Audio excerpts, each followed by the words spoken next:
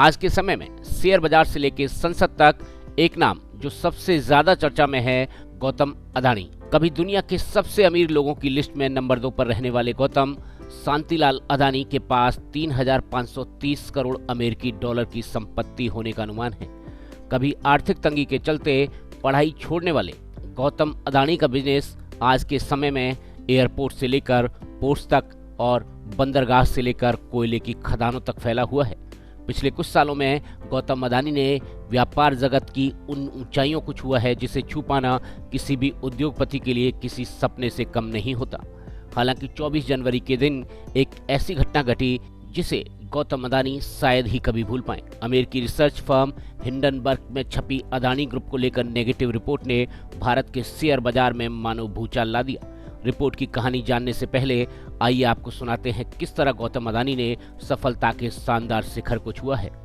गुजरात के अहमदाबाद के एक साधारण जैन परिवार में गौतम अदानी का जन्म हुआ। गौतम ने शुरुआती शिक्षा भी अहमदाबाद से ही हासिल की और बाद में कॉमर्स में बैचलर डिग्री के लिए गुजरात विश्वविद्यालय में दाखिला लिया। लेकिन ग्रेजुएशन के दूसरे साल में ही उनका पढ़ाई से मोहभंग हो गया और उन्होंने पढ़ाई अधूरी छोड़ बिजनेसमैन बनने का निश्चय कर लिया। एक सफल बिजनेसमैन बनने के सपने के साथ गौतम साल 1978 में महेंद्र ब्रदर्स के लिए डायमंड सॉर्टर का काम करने मुंबई पहुंचे।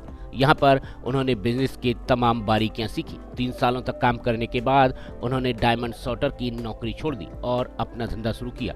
उन्होंने जावेरी बाजार में डायमंड ब्रोकरेज कंपनी की शुरुआत की। लेकिन ठीक 3 साल बाद साल 1981 में गौतम अदानी मुंबई से वापस अहमदाबाद आ गए और यहाँ पर आकर गौतम ने गुजरात के कांडला पोर्ट से प्लास्टिक ग्रेनुअल्स की आयात करने की शुरुआत की। इसके बाद साल 1988 में अदानी एक्सपोर्ट की शुरुआत हुई जो बाद में अदानी एंटरप्राइजेज बना। इस अदानी एंटरप्राइजेज के जरिए धातु, एग्रीकल्चर प्रोडक्ट्स और कपड़े की कमोडिटी की ट्रेनिंग होती थी। यहीं से अदानी के सही मायने में उद्योग जगत में सफलता की शुरुआत हुई। 1991 में होने वाले आर्थिक सुधारों की वजह से भी अदानी का बिजनेस बेहद जल्द ही अलग अलग क्षेत्रों में फैलने लगा। साल 1994 में अदानी एंटरप्राइजेज को शेयर बाजार में लिस्टेड किया गया। साल 1995 के दौरान गुजरात सरकार पोर्ट के विकास के लिए निजी कंपनियों की तलाश कर रही थी। इसी दौरान अदानी ने गुजरात के सबसे बड़े बंदरगाह मुंद्रा पोर्ट को ही खरीद लिया। आपको बता दें कि इस पोर्ट के जरिए भारत के तकरीबन 1/4 माल की आवाजाही होती है। गौरतलब है कि यह जगह स्पेशल इकोनॉमिक जोन यानी SEZ के अंतर्गत आती है, जिसकी वजह से प्रमोटर कंपनी को कोई टैक्स देने की आवश्यकता नहीं पड़ती। आपको बता दें कि गुजरात, महाराष्ट्र, केरल, आंध्र प्रदेश समेत 7 समुद्री राज्यों में अदानी ग्रुप के 13 घरेलू पोर्ट्स मौजूद हैं। इसके बाद साल 1999 में अदानी ग्रुप ने एग्रीकल्चर कंपनी विल्मर के साथ खाने के तेल के व्यापार में कदम रखा।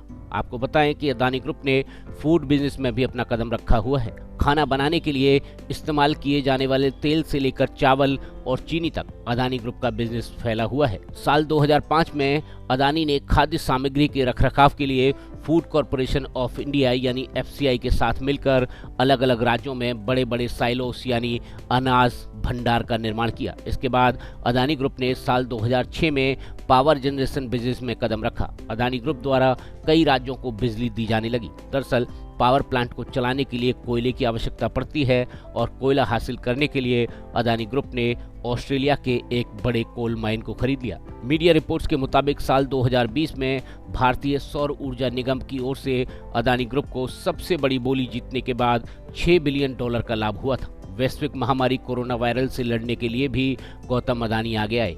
गौतम अदानी के ट्वीट को माने तो उन्होंने PM केयर फंड में 100 करोड़ रुपए की मदद की थी। इसके अलावा उन्होंने गुजरात CM फंड में करीब 5 करोड़ और महाराष्ट्र रिलीफ फंड में 1 करोड़ रुपए की मदद की थी। गौतम अदानी ने अपने पिताजी के 100वीं जयंती और अपने 60वें जन्मदिन के अवसर पर 60,000 करोड़ रुपए का दान भी दिया था। इंडिया टाइम्स में छपी एक रिपोर्ट के अनुसार साल 1977 में गौतम अदानी के पास मात्र एक स्कूटर हुआ करता था, लेकिन वक्त और हालात बदलने पर आज गौतम के पास कार्स के भंडार के अलावा खुद के प्राइवेट जेट के भी शानदार कलेक्शन मौजूद हैं। 24 जनवरी साल 2023 का दिन गौतम अदानी के लिए किसी बुरे सपने से कम नहीं था। इसी दिन गौतम अदानी की लिस्टेड कंपनियों के शेयरों में जबरदस्त गिरावट देखी गई। काफी कम समय में गौतम अदानी की संपत्ति से करीब $6 अरब मानो हवा में उड़ गए। अदानी को मिले इस झटके के पीछे अमेरिकी रिसर्च फर्म हिंडनबर्ग की एक नेगेटिव रिपोर्ट है।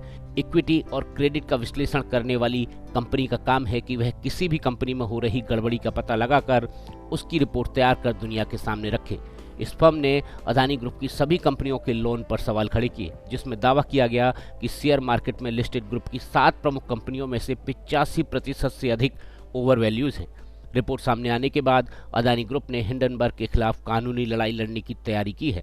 हालांकि अदानी ग्रुप द्वारा एक स्टेटमेंट जारी कर रिपोर्ट को गलत सूचनाओं पर आधारित बताया गया है। ब्रेकिंग न्यूज दिल्ली एनसीआर के लिए ब्यूरो रिपोर्ट।